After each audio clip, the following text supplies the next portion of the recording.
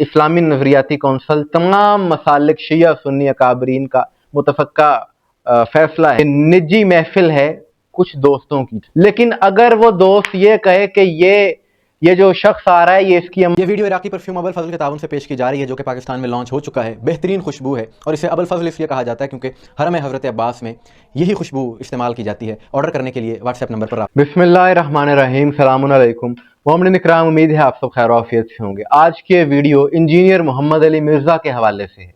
और जैसा कि आप जानते हैं कि इंजीनियर मोहम्मद अली मिर्ज़ा एक अरसे से गिरफ्तार है, जेल में है, उस पर मुकदमा चल रहा है 295 का, और भी दफात शामिल है इस मुकदमे में। लेकिन जो मेन टॉपिक है, अहम हाईलाइट है, जिस पर सारे मसालिक के लोग बात कर रहे हैं, वो 295 के हवाले से है, तौहीन रिसालत, कि क्या इंजीनियर इस अमल का मुर्तकिब हुआ है या नहीं। अदालत ने इस हवाले से, जिसमें यह केस चल रहा था, उन्होंने दरख्वास्त की अदालत ने इस्लामी नज़रियाती कौंसल से कि आप उलमा का एक पैनल बिठाएं और इस हवाले से डिस्कशन करें और आप फैसला करें कि क्या ये तौहीन साबित होती है या नहीं होती। आज वो एक तफसीली फैसला सामने आ गया, उस पर हम तफसीली बात करेंगे कि वो क्या फैसला है।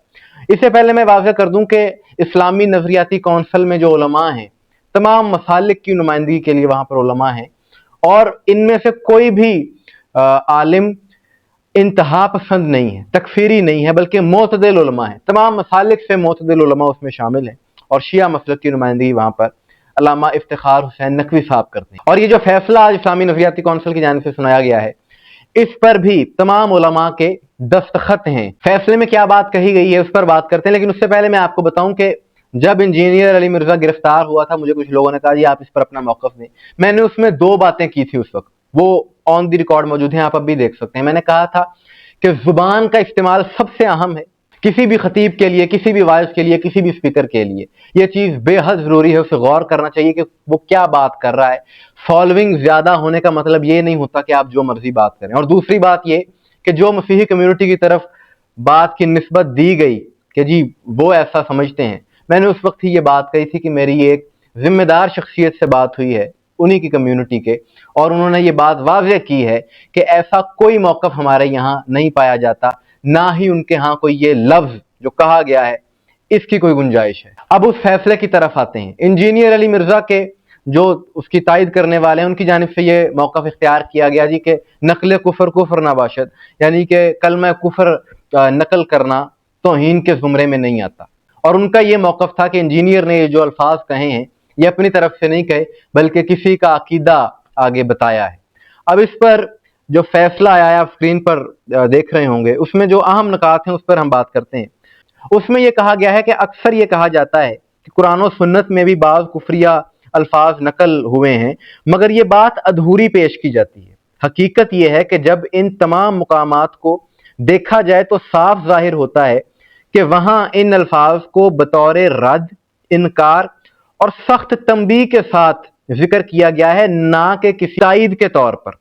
और फिर अगला नुक्ता है कि शरई असूल ये है कि कुफर के अल्फाज सिर्फ उस वक्त नकल किए जा सकते हैं जब इनका मकसद कोई जायज़ दीनी ज़रूरत हो, मसलन शहादत, बातल की तरदीद, तालीम या तंबीह वगैरह। बिला ज़रूरत ऐसे कलमात दोहराना नाजायज़ और बाज़ सूरतों में सख्त गुनाह है, ख़ुसूसन जब मामला हुर्मत रसूलुल्लाह सल्लल्लाहु अलैहि वसल्लम का हो, तो किसी शरई मकसद के बगैर तौहीन आमेज़ जुमले नकल करने की कतन इजाज़त नहीं। ये इस्लामी नज़रियाती कौंसल तमाम मसालिक शिया सुन्नी अकाबरीन का मुतफ़क्का फैसला है जो मैं आपको सुना रहा हूँ।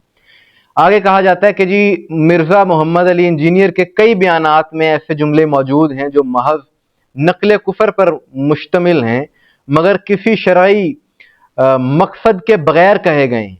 इस बिना पर इसका यह तर्ज अमल सख्त ताज़ीरी सज़ा का मुस्तहिक है, चूँकि ये अमल इन्होंने बार बार दोहराया है, इसलिए इनका जुर्म मज़ीद संगीन सूरत इख्तियार कर गया है। फिर अगला पॉइंट ये कहा गया, ये सबसे अहम है, उसमें कहा गया कि मिर्ज़ा मोहम्मद अली इंजीनियर के क्लिप के ट्रांसक्रिप्ट में दर्ज है, आगे जो अल्फाज हैं वो सेमी कॉलन में हैं, यानी ये इंजीनियर अली मिर्ज़ा के अल्फाज है। उसमें इंजीनियर ये कहता है, लेकिन कुरान मुझे इजाज़त दे रहा है कि मैं इसकी औरत के साथ शादी कर सकता हूँ اگر وہ کسی کرسچین کی بیٹی ہے۔ سورہ مائدہ کی آیت نمبر 5، کس عورت کے ساتھ جو میرے نبی کو نعوذ باللہ، وہ الفاظ جو میں نہیں دہرا سکتا، سمجھتی ہے۔ آگے اس بات کا جواب دیا گیا ہے اسلامی نظریاتی کونسل کی جانب سے کہ مرزا انجینئر کی طرف سے یہ قرآن کریم پر بھی اتہام ہے اور مانوی تحریف بھی ہے کہ قرآن کریم کی آیت میں ایسا کچھ نہیں ہے۔ حوالے کے لیے آیت کا ترجمہ یہاں پیش کیا گیا ہے۔ آگے سورہ مائدہ کی آیت نمبر 5 کا مکمل ترجمہ ہے۔ آگے اس آیت کے حوالے سے یہ کہا گیا ہے کہ انجینئر کے بیان کی خط کشیدہ عبارت میں اس کے ذاتی الفاظ ہیں جو کسی آیت میں کہیں موجود نہیں، اس لیے مرزا انجینئر کا یہ بیان قرآن کی توہین اور مانوی تحریف کے زمرے میں بھی آتا ہے اور توہین رسالت کو بھی مستلزم ہے، لہٰذا اس پر عائد دفعات میں توہین قرآن کی دفعہ بھی شامل کی جائے۔ آگے پھر آخری پوائنٹ میں اس بات کا جواب دیا گیا جو کہا جا رہا ہے جی نقل کفر کفر نباشد۔ اس میں یہ کہا گیا کہ مرزا انجینئر کا یہ بیان فساد فی الارض کو پھیلانے کا باعث ہے، اس لیے پاکستان کی مسیحی برادری کو ایک مراسلہ بھیجا جائے گا کہ وہ تحریری طور پر واضح کریں کہ مرزا علی انجینئر نے شان رسالت مآب صلی اللہ علیہ وآلہ وسلم کے بارے میں جو الفاظ کہے ہیں وہ تحریری طور پر واضح کریں، کیا ان کی مقدس کتابوں میں اور اجتماعی طور پر ان کی یہ رائے ہے کہ نہیں۔ ان کے جواب کے بعد ہی تفصیلی فیصلہ مرتب کیا جائے گا۔ اجلاس کے دوران عیسائی برادری کے فادر جے ایم چنن کا وائس میسج سنایا گیا جس میں انہوں نے اس بات کی سختی سے تردید کی اور کہا کہ ایسا کوئی لفظ ہمارے ہاں موجود نہیں۔ اسی طرح پاکستان میں اہم ترین مسیحی قائدین بھی اس بات کو اپنے اوپر تہمت قرار دیتے ہیں۔ تو یہ ایک مکمل تحریر تھی، اس کے اختتام پر تمام علماء کرام کے دستخط تھے۔ اب یہ فیصلہ بھیج دیا گیا ہے عدالت میں۔ ضروری نہیں ہے کہ اسی فیصلے کو مد نظر رکھتے ہوئے عدالت فیصلہ کرے، دیگر اور قانونی پہلوؤں کو دیکھا جائے گا، لیکن یہ علماء کرام کی رائے ہے اور اس کا ایک اہم اثر ضرور ہوگا۔ اب یہ سارا فیصلہ تھا، آپ نے سن لیا۔ اب بات یہاں پر وہی آ جاتی ہے کہ ہو سکتا ہے، کبھی امکان ہے کہ انجینئر نے دانستہ توہین نہیں کی ہوگی۔ یقیناً یہ بات ہے کہ کوئی جان بوجھ کر تو یہ عمل نہیں کرتا، لیکن بات یہ ہے کہ الفاظ کا چناؤ کس قدر ضروری ہے کہ آپ اسٹیبلشمنٹ سے لے کر اسرائیل تک ہر معاملے میں ایکسپرٹ بنتے ہیں، ہر معاملے میں اپنی رائے دیتے ہیں، تو آپ کو نہیں پتا کہ رسول اللہ کے متعلق گفتگو کرتے ہوئے کس قدر الفاظ کا چناؤ ضروری ہے اور کتنا ادب ہمیں ملحوظ خاطر رکھنا پڑتا ہے اور بات کرنے کا طریقہ ہوتا ہے، کوئی بھی بات کرنے کا طریقہ ہوتا ہے۔ اس کی مثال یوں سمجھیے گا، اس سے بہتر مثال نہیں میرے پاس، کہ نجی محفل ہے کچھ دوستوں کی، 4 دوست بیٹھے ہیں اور اس محفل میں ان میں سے ایک دوست کا والد آ جاتا ہے اور جو میزبان ہے وہ اس والد کا، اپنے دوست کے والد کا تعارف اپنے دوستوں کو کرواتا ہے کہ جی یہ ان کے والد محترم ہیں۔ اس طرح تعارف کروائے گا تو دوست خوش ہوگا، یا یوں کہے گا کہ یہ ان کے بابا ہیں، اس بات پہ بھی خوش ہوگا۔ لیکن اگر وہ دوست یہ کہے کہ یہ جو شخص آ رہا ہے یہ اس کی اماں کا قسم ہے، تو ممکن ہے کہ وہ جو بیٹھا ہے وہ اٹھ کر وہ بات کرنے والے کو تھپڑ بھی مارے اور اس کے گریبان تک آ جائے۔ تو یہ اہمیت ہے الفاظ کی، گفتگو کی، یعنی بات اس نے غلط نہیں کی لیکن الفاظ کے چناؤ کی یہ اہمیت۔